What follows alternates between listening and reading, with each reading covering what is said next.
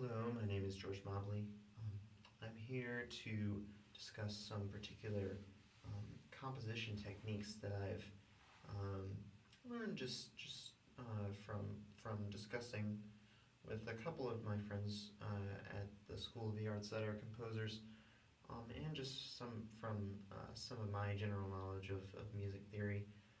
What tends to work within composition, and I am by no means an expert, but it's part of what my digital media project is for, is to understand composition in the modern age, and a lot of pop songwriters would use a few of these techniques, but in terms of uh, defining a chord progression, but even composers who want to write more complicated music could use these techniques. The first technique that I would show is just understanding basic uh, basic diatonic chords, which if you understand a key signature, so for instance C major,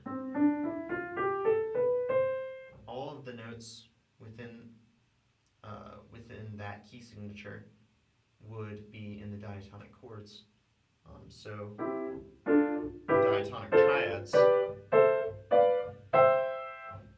and therefore you can use any of those diatonic triads in your chord progression. So if I went from C, a very common one is from C, for instance, to 4,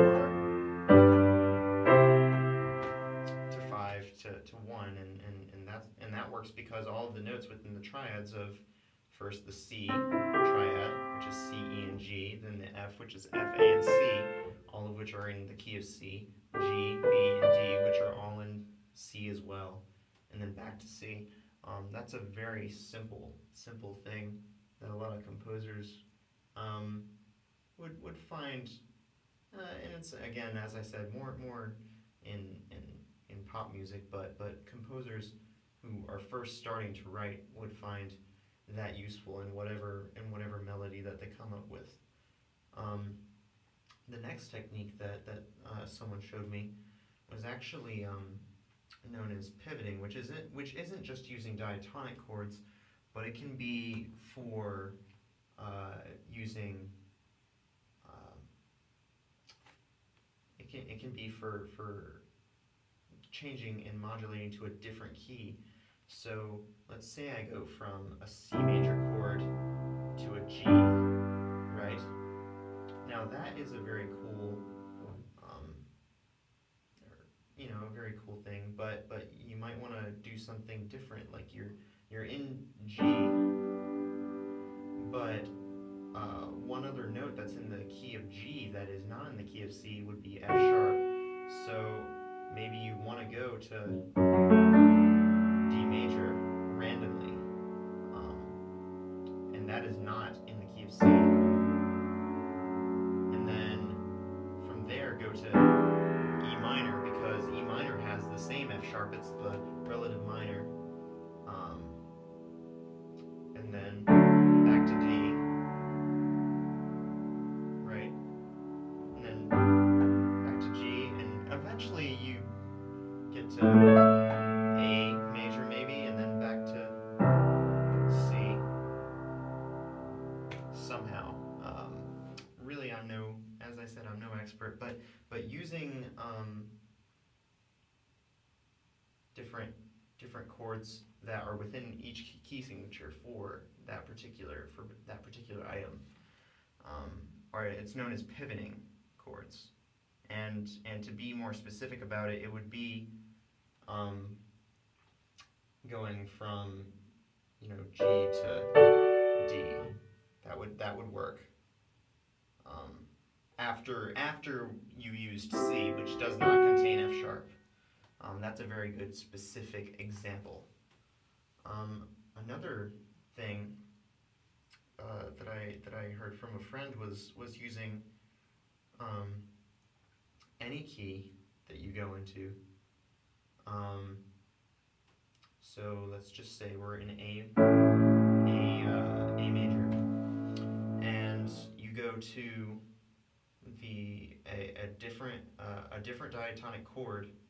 So you go from A major to the dominant, which is E in this case. But instead of playing E major, you go from A to E minor, which is kind of an interesting change. And it doesn't have to be the dominant. It could be the sixth. It could be the second. Really, and just changing the quality from either major to minor or minor to major, and it sounds pretty cool. Um, Another thing that I heard from a different composition friend was using thirds, interestingly, and going from or sixths, but going, for instance, from C major, which would normally go to E minor, but taking it down kind of half a step to E major, or E flat major, excuse me. So, or maybe C to A flat by thirds. And so you could continue progressions based on this. And then,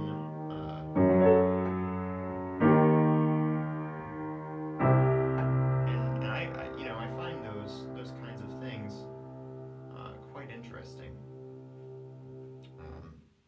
And just using thirds, and instead of using the general diatonic chord, you diminish it and make it half a step lower.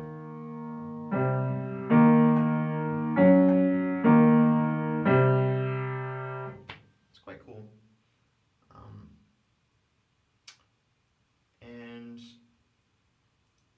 as I said, I'm no expert, but certain things that people do in composition, simple things like that, just as a um, foundational structure for their composition, are things that wouldn't necessarily be used um, in earlier classical music. Certainly, the thought of use of dissonance would be used in more modern styles of music, and you know, it's quite interesting. And truly, the compositional age has changed from just being strict, purely classical music to being classical music used in other arts. For instance, film is a huge thing, and that's what they would use it for in uh, the 21st century, is what they would generally use, what we would term as classical music. Um, and it's a good medium. I wish that there was more classical music, um, just that was pure classical music, that's being just released to the public. It is quite difficult, though, because even though it's out there, the the the music industry, in terms of copyright and all this publication stuff, it's hard to be a composer that would be to the name, like, be the same as someone like obviously Bach or Beethoven. It's not it's Although they were well known, there's so much that's out there now. It's hard to really make a name for yourself. Um, but I think that if new media could find a way to give classical music kind of back in a way to the public, I think it'd be a good thing. I think that new media has some good qualities, and as such, I think that I just kind of hope for the best for classical music. Anyway, I was happy to create this video for just for some very basic musical um, compositional techniques. And I apologize now if because really to understand this you really do have to be a musician. But thank you for watching anyway.